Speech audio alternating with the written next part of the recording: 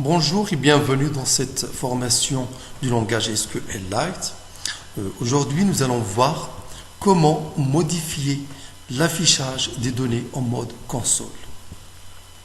Alors, je commence par ouvrir ma base de données qui existe déjà. Avec la commande, on a vu qu'on utilise la commande .open, nom de la base. Ma base, elle s'appelle mabase.db. Je sélectionne une table qui se trouve au sein de cette base qui s'appelle Students. Select étoile from Students. Vous voyez l'affichage par défaut.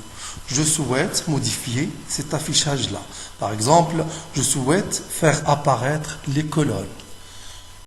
Pour faire apparaître les colonnes, j'utilise le mode colonne avec la commande .mode colonne. J'affiche maintenant les résultats. Vous voyez l'affichage par colonne. Les colonnes sont mises en évidence. Alors, je souhaite maintenant afficher le header. Vous voyez ici, les noms des champs ne sont pas affichés. Le premier champ, c'est l'identifiant. Deuxième champ, c'est nom. Troisième champ, c'est email. Quatrième champ, c'est l'âge. Comment vais-je faire pour afficher ce header? Alors, j'utilise la commande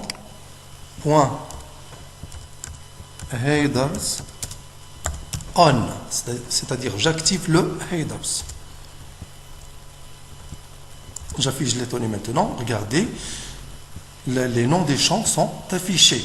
ID, nom, email, âge, etc. Alors, il y a aussi un autre mode d'affichage, c'est le mode qui affiche les requêtes qui ont servi à l'insertion des données. C'est le mode insert.mode insert. Donc j'affiche maintenant les résultats. Regardez sous forme d'affichage, mode insert. Chaque ligne est représentée par la requête via laquelle a été insérée. Exemple, la première ligne 1, albert@gmail.com, 29 ans. Elle a été insérée par la requête insert into table students, id, nom, email, âge, value 1, albert@gmail.com, 29 ans. Alors, il y a aussi un autre mode d'affichage, c'est le mode line.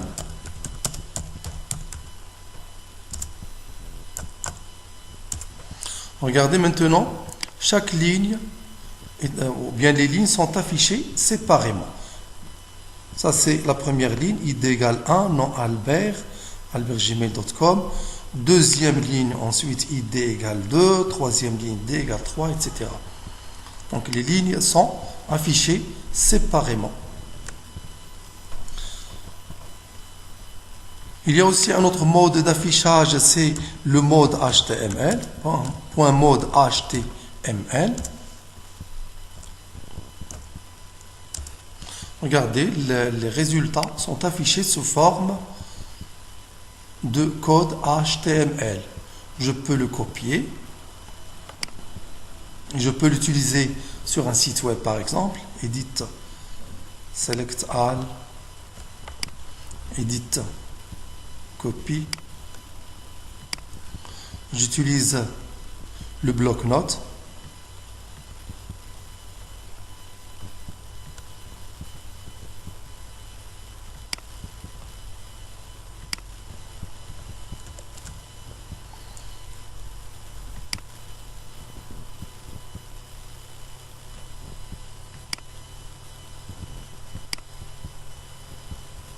Je supprime ce qui est superflu et j'ajoute ici la commande table ou bien la balise table, border égale 1 et je dois terminer par /table.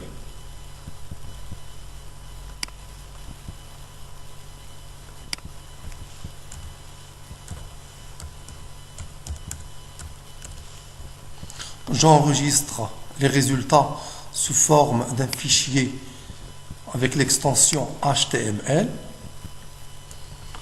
Je vais l'appeler par exemple data.html.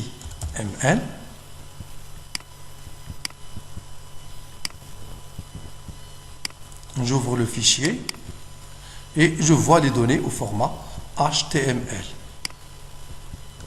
que je peux même insérer sur un site web. Voilà, c'est terminé pour aujourd'hui. Merci, au prochain tuto.